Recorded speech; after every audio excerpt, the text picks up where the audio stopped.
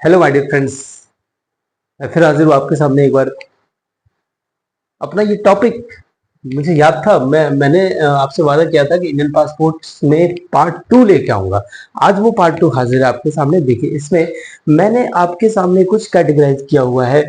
कितने टाइप के पासपोर्ट्स होते हैं इंडिया में कितने टाइप्स के पासपोर्ट इंडियन गवर्नमेंट अथॉरिटी जो है पासपोर्ट जारी करती है, और किस किस तरीके का पासपोर्ट है, ये सब मैं इस टॉपिक में आज कवर करने वाला हूँ।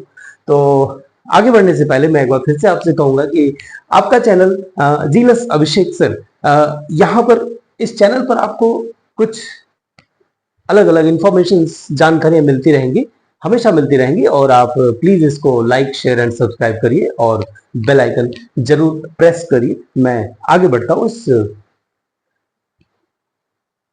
सेगमेंट में। आप लोगों के सामने टाइप्स ऑफ इंडियन पासपोर्ट्स मैंने यहाँ पर कैटेगराइज किया है। देखो, इसमें रैंकिंग भी है। एक हेनले पासपोर्ट इंडेक्स हुआ करता है, जो पूरे वर्ल्ड में जितनी भी कंट्रीज हैं उन कंट्रीज के जितने भी विदेश यात्री हैं उन यात्रियों का डेटा वो कलेक्ट करता है।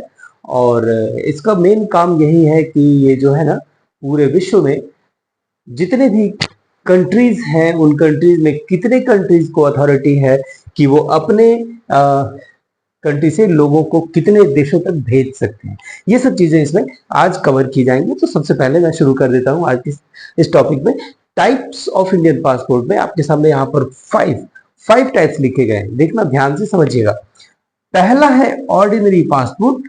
देखो, ये सबके पास होता है, जो भी लोग नॉर्मल यात्राएं करते हैं, पर्सनल अपने जरूरतों के लिए, उनका पासपोर्ट जो है ना नेवी ब्लू कलर का होता है। इसको टाइप पी कहा जाता है, क्योंकि पर्सनल यूज के लिए यूज होता है, इसलिए इसको टाइप पी कहा गया। ऑर्डिनरी पासपोर्ट है ये जितने भी लोग एक नॉर्मल तरीके से पासपोर्ट बनवाते हैं, कहीं बाहर विदेश में काम करने के लिए जाते हैं, इन लोगों के लिए इस पासपोर्ट की जरूरत पड़ती है। देखिए, एक पासपोर्ट है जिसको टाइप एस माना जाता है। टाइप एस पासपोर्ट का कलर जो है व्हाइट होता है। देखो, व्हाइट कलर का जो पासपोर्ट होता है वो टाइप एस का माना जाता है। इसे ऑफिशियल पासपोर्ट कहते हैं।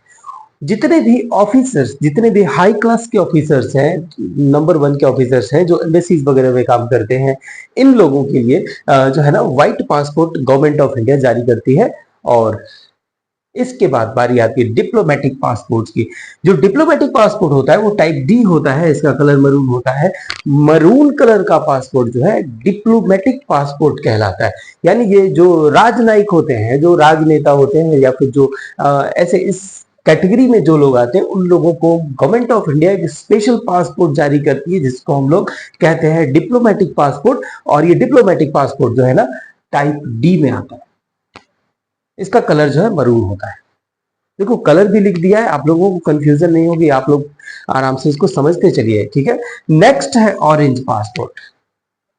ऑरेंज पासपोर्ट की एक खासियत है कि ये जो है ना, जो लोग कम पढ़े लिखे होते हैं, कम पढ़े लोगों के लिए इसको ईसीआर भी कहते हैं। ईसीआर, इमिग्रेशन चेक रिक्वायर्ड, यानी इसमें कम पढ़े लिखे लोगों के लिए कैटेगरी बना करके, जो लोग जैसे लेबर का काम करने के लिए विदेश में जाते हैं, उन लोगों का पासपोर्ट जो है रेयर में कभी कभी ऑरेंज में भी बनता है।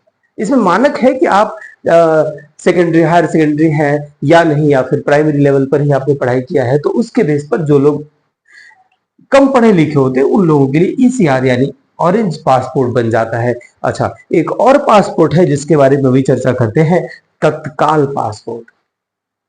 कोई बहुत बड़ी इमरजेंसी आ पड़ी, अगर किसी के पास कोई पासपोर्ट नहीं है, उसको विदेश यात्रा करनी, जैसे अभी कुछ दिनों पहले एक वाकया हुआ, बिहार के एक 13 साल के एक छोटे से लड़के ने गूगल जैसी स्ट्रॉन्ग सर्वर वाली कंपनी का उसने क्या किया, उसको हैक कर लिया था। और फिर बाद में उसने बता भी दिया कि गूगल मैंने तुम्हें हैक किया है, और तुम अब इतने देर के बाद फिर मैं इसको बंद करूंगा। तो गूगल ने क्या किया, कहा कि इतना अच्छा ब्रेन जो गूगल को है, गूगल चैलेंज करता है।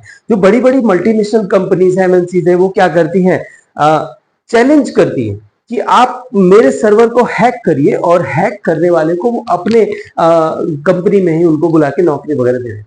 ठीक है। तो एक 13 साल का लड़का जो है बिहार का, उसने गूगल के सर्वर को हैक कर लिया और फिर गूगल ने क्या किया, उसको ये तत्काल पासपोर्ट के थ्रू जो है ना उसको बुला लिया, अपने यहाँ बुला लिया, कहा कि तुम इतने प्योर ब्रेन हो यार, तुम मेरे यहाँ नौकरी करो। क्या बात, तत्काल पासपोर्ट सर्विस भी है इंडिया में। कुछ ऐसे रेयर केसेस में तत्काल पासपोर्ट की सर्विस प्रोवाइड करवाई जाती है। ओके, अब हम लोग आते हैं, कुछ डेटा कलेक्ट किया मैंने यहाँ पर। ग्लोबल रैंकिंग, पूरे वर्ल्ड में इंडिया की रैंकिंग 2006 से लेकर के 2025 तक मेजर रैंकिंग जो है यहां पर आपके सामने मैंने टेबल में टेबुलर फॉर्म में करके रखी हुई है, आप जरा ध्यान से देखिएगा। एक आपको बताया था एक इंडेक्स है जिसको हम लोग हेनले पासपोर्ट इंडेक्स कहते हैं, हेनले पासपोर्ट इंडेक्स। इसकी शुरुआत हुई थी 2006 में और 2006 में ही इंडिया को भी इसने अंदर जोड़ लिया। ठीक है, क्योंकि इंडिया एक ऐसा देश है जहां के लोग लगभग हर विश्व के हर एक देश में पाए जाते हैं, तो लगभग में अब यहां पर हम लोग देख रहे हैं कि इंडिया की रैंकिंग 2025 में क्या है और 2006 में क्या थी, 2015 में, 2021 में, 24 में और 25 में। अभी प्रेजेंट रैंकिंग इंडिया की क्या है, तो है ये 85।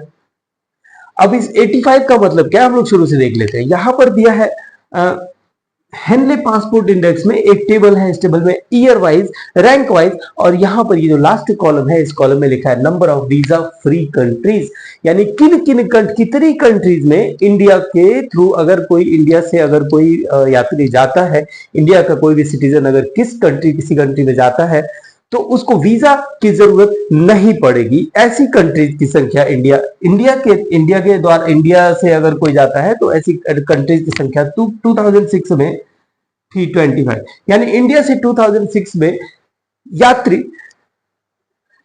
25 देशों में, 25 देशों में वीजा फ्री जर्नी कर सकते थे और यहां पर रैंकिंग था 71। समझ लीजिएगा, 2006 में रैंकिंग 71 था। 25 ऐसी कंट्रीज थी जिनको इंडिया से उड़ान भरने में, जिन तक पहुंचने में इंडिया से वीजा की जरूरत नहीं पड़ती थी। अब देखिए, अब सेकंड जो है 2000, ऐसे ही करते करते 2015 का हमने डेटा कलेक्ट किया। यहां पर रैंक जो है घट के रैंक नीचे आ गया, रैंक और नीचे आता ही गया तो 88 पर आ गया। कुछ मामला हुआ होगा, कुछ कंट्रीज ने अपना, तो देखो यहां पर क्या था, 88 में क्या था, 45 कंट्रीज में अपने जो है वीजा फ्री कंट्रीज इन लोगों ने अपने असाइन कर लिया कि 45 कंट्रीज में हम क्या करेंगे, वीजा फ्री सर्विस देंगे, वीजा फ्री हमारे यहां से लोग जा सकेंगे। अब 2021 की बात होती है, रैंक और कम हो गया, 90। देखिए 90th पोजीशन पर इंडिया आ गया था। 2021 में इंडिया की पोजीशन क्या थी, 90, और इंडिया ने कितने कंट्रीज को वीजा फ्री घोषित किया था अपने देश से, तो 58। और अब 2024 यानी लास्ट ईयर की बात करें तो लास्ट ईयर में परफॉर्मेंस कुछ सुधरा, 80 पर इंडिया आ गया था, 80 पर इंडिया आ गया था। और 80 पर आने का मतलब ये कि इंडिया से 60 देशों में वीजा फ्री सर्विस दी जा रही थी कि 60 कंट्रीज में इंडिया के जो भी नागरिक है, जो भी नागरिक विदेशों में काम करते हैं, वो 60 ऐसे देशों में जा सकते हैं जहां पर वीजा की जरूरत इंडिया से नहीं पड़ती है। उसके बाद अभी प्रेजेंट में 2025 में हेनले पासपोर्ट इंडेक्स ने एक सर्वे जारी किया, एक इसने अपना जो है डेटा जारी किया, जिसमें यह कहा कि इंडिया की रैंक अभी प्रेजेंट में 85 आ चुकी है। 80 से 85 रैंक जो है कम हो रहा है, यानी रैंक जो है नीचे जा रहा है। रैंक नीचे जाने का मतलब क्या है, इंडिया की पासपोर्ट, इंडिया का पासपोर्ट जो है धीरे धीरे कमजोर हो रहा है। अब देखो यहां पर एक और चीज है, यानी अभी प्रेजेंट में हम लोग 57 कंट्रीज में पासपोर्ट रहे, वीजा न रहे तो भी एंट्री कर सकते हैं। तो कहने का मतलब यह है कि रैंक जितना ही कम होगा, जैसे मान लो अभी अभी किस कंट्री का रैंक 1 है, आप लोगों को मालूम है कि कौन सी कंट्री ऐसी है जिसका रैंक 1 है। देखिए यहां पे मैंने लिख दिया सम इंटरेस्टिंग फैक्ट्स में, वर्ल्ड्स पावरफुल पासपोर्ट जो है सिंगापुर का है, और ये हेनले पासपोर्ट इंडेक्स रैंक 1 ये इसका आता है। फर्स्ट रैंक पर हेनले पासपोर्ट इंडेक्स की तरफ से जारी किए गए रैंकिंग में फर्स्ट रैंक पर आता है सिंगापुर, और इस बेस पर सिंगापुर को वर्ल्ड का सबसे स्ट्रांग पासपोर्ट माना गया। और यहां पर सिंगापुर में क्या है, वीजा वीजा फ्री कंट्रीज की संख्या मालूम है कितनी है? लगभग 200, 195 देशों में ये अपने देशों के यात्रियों को विदाउट वीजा भेज सकता है। इस लिहाज से ये वर्ल्ड का सबसे पावरफुल, सबसे स्ट्रॉन्ग पासपोर्ट बन गया है। सेकंड मोस्ट पावरफुल पासपोर्ट क्या है? अब इसके अकॉर्डिंग आप इंडिया को देख लीजिए कि इंडिया की पोजीशन कहां पर है। इंडिया की रैंक जो है 85 पर है, तो इंडिया 85th पावरफुल है। अब इंडिया से ऊपर 84 और भी तो देश होंगे। फर्स्ट और सेकंड पर देख लेते हैं। क्योंकि हेनले पासपोर्ट इंडेक्स की बात हो रही है, तो हेनले पासपोर्ट इंडेक्स जो है 2006 में शुरू हुआ था, और 2006 में जब शुरू हुआ था तो इसका नाम जो है ना, देखिए यहां लिखा है Henley and Partners Visa Restriction Index के नाम से जाना जाता था। 2018 में इसका नाम चेंज करके हेनले पासपोर्ट इंडेक्स रख दिया, क्योंकि इससे पता चले कि यह पासपोर्ट के बारे में कुछ सर्वे करके डेटा कलेक्ट करता है और लोगों को इसके बारे में रैंकिंग प्रोवाइड करता है। पूरे कंट्री ओवरऑल जितने भी कंट्रीज में इस हेनले पासपोर्ट इंडेक्स की बात की जाती है, इसमें वो एनुअली एक सर्वे करके रैंक प्रोवाइड करता है अलग अलग कंट्रीज। देखिए भारत, थर्ड पॉइंट जो इंटरेस्टिंग है, भारत हेनले पासपोर्ट इंडेक्स में 2006 में ही जुड़ गया था। भारत की प्रेजेंट रैंकिंग जो है 2025 में, अभी प्रेजेंट ईयर में भारत की प्रेजेंट रैंकिंग जो है 85 रैंक पर इंडिया आता है। और एक बात और है, यहां पर इंडिया ने अभी तक 57 ऐसे देशों में उड़ान के लिए वीजा फ्री सर्विस दी है। वीजा फ्री कंट्रीज जो है यहां पर 57 है। और हम लोग और भी इसमें पॉइंट्स है। देखिए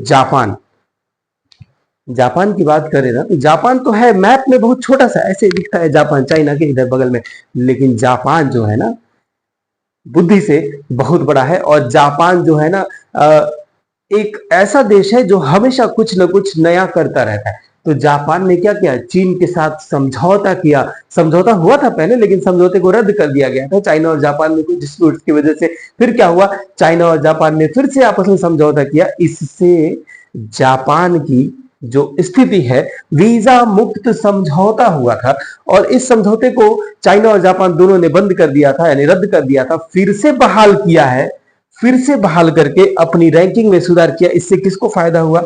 जापान को फायदा हुआ। और क्या फायदा हुआ जापान को? देखिए सिंगापुर का जो रैंक है नंबर 1 है, और जापान का जो रैंक है नंबर 2 पे आ गया है। 2025 करंट ईयर में जापान की जो रैंकिंग है 2025 में सेकेंड रैंक पर जापान आता है।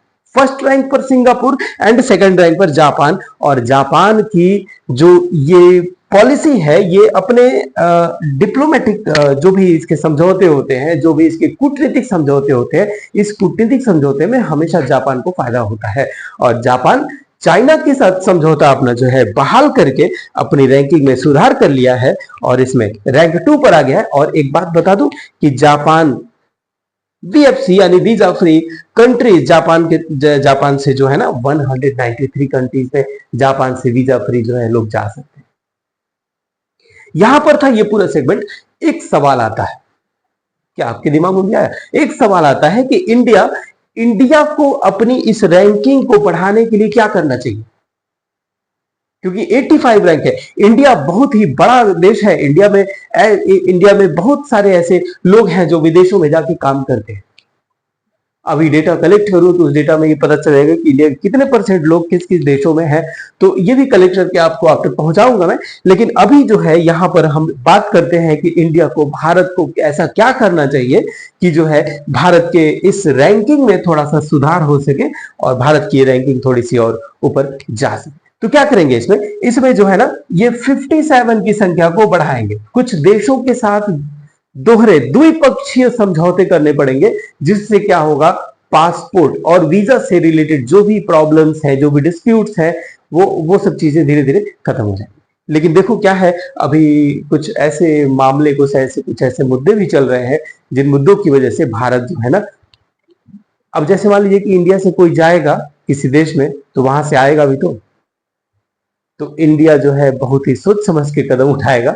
ऐसा नहीं है कि यहाँ पर जो है रैंक 1 आने के लिए भारत किसी को भी बुला लेगा या फिर कहीं किसी भी कंट्री में अपने देश के लोगों को भेज देगा, ऐसा नहीं है। इंडिया भारत में जो है ना, सिक्योरिटी एक बहुत ही बड़ा मसला है। सुरक्षा, अपने नागरिकों की सुरक्षा के लिए भारत हमेशा सख्त कदम उठाता है और यहाँ पर हम लोग देखते हैं कि 85 रैंक है, लेकिन धीरे धीरे और भी सुधार होगा। द्विपक्षीय समझौते करिए और समझौतों के आधार पर अगर दोनों देश जो है उस पर अडिग रहे तब जाकर के वो समझौता चल पाएगा, अदरवाइज फिर उस समझौते को रद्द करना पड़ेगा, फिर रैंकिंग में सुधार नहीं हो पाएगा। अभी भारत के लिए 85 रैंक पर 2025 में भारत है, जिसमें 57 कंट्रीज को इन्होंने वीजा फ्री कंट्रीज घोषित किया है। और इस सेगमेंट में इतना ही।